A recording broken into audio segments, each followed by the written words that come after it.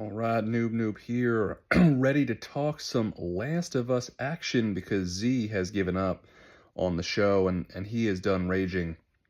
And if you've watched our recent videos, obviously Z is not a huge fan of Last of Us, the show in general, or just Last of Us at all, I think. And whereas myself, I am a huge lover of Last of Us, both the first and second game.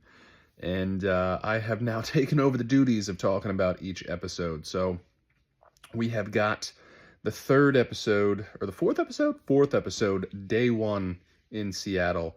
So before I get to that, obviously, we love you guys. Everyone who likes, supports, subscribes to the show, you guys are great. Keep it coming. We appreciate all the love and support. Any recommendations, anything you want us to review, anything you want us to watch, we will consider it. We definitely won't do it for sure, but we'll consider it. We'll give it a good college try and a thought. So let us know in the comments below. But we love you guys. So let's get back to The Last of Us. And I guess, disclaimer, I have played the games years ago. So years ago I played them and I love both games. First game is probably the best story game I've ever played in my life. Second game had its challenges, I think. And back in the day when we did video game streaming, you got to watch me absolutely rage out and go off the walls when that moment happened when Daddy Joel got axed, because I was not expecting that. And in the game, it was a lot more surprising and rage-filled, I would say. So that was not a great moment for me. But weirdly enough, by the time I ended Last of Us 2, the game, I was like, holy hell, like this, I actually love this game. It was great, the way they did it. Now, I think they messed that up already in terms of how the storytelling is done, but with Abby and revealing information in certain aspects. But we're not really talking about that right now. We're talking about day 4, or the episode 4, day 1 in Seattle, which does follow a lot of the game. And it's weird. I would say I don't remember every little bit of detail from the game because I only played Last of Us Part 2 back when it first came out the very first week. But it definitely hits a lot of the notes. You know, Dina and Ellie are traveling to Seattle to go murder Abby and her man-hulkness. But, they take some key elements from the games, which I enjoyed. I think Seattle was a gorgeous scenery, both in the show and in the game.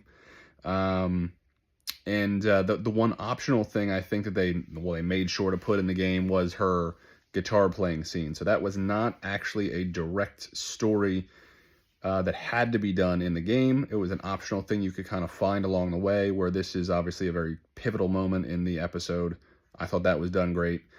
I think that the travel through the studio, or KBTV, whatever studios, that was a fantastic action part of the game.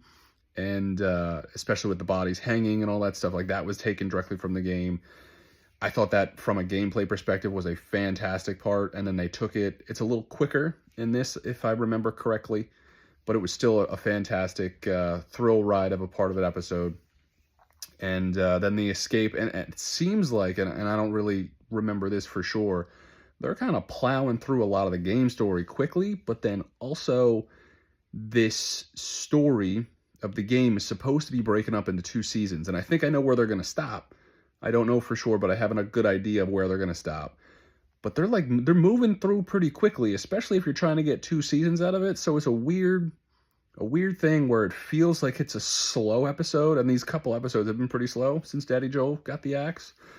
And it's also kind of plowing through a lot of the game material quickly. So it's weird because it's slow and fast at the same time. I'm not sure that's like a great combination, but I still think that this show, I still like the show. Still a huge fan.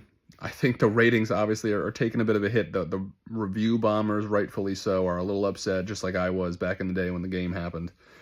I don't know that they're going to recover as well from the review bombs with the show as they did the game, because the game had better elements to kind of help it recover. But let me get back to the main reason this episode is great, and it is Dina. Because, my lord, would I sell my soul to protect that woman. Like, Dina in the show versus Dina in the game, that is hands down the best thing they could have ever done. Isabel Merced, or Isabella Merced, fantastic actress. She's great. The best part, I think, honestly, of this entire show, minus Daddy Joel. Even then, honestly, I would quite literally get plastic surgery to look like Moonface, just to get on in there, just to get a couple scenes with her. So I think she's fantastic. She's the biggest upgrade from the game to the show, 100%. I hope, I'm not sure how they're going to do it with how the game did it, but I'm going to be sad if she becomes less and less relevant, but who knows, who's to say. But Dina is great. Love their dynamic.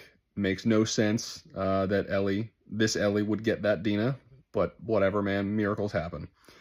But I don't know, let me know your thoughts. Has everyone noped out on The Last of Us now that Daddy Joel has gotten the axe, or are we still hanging in?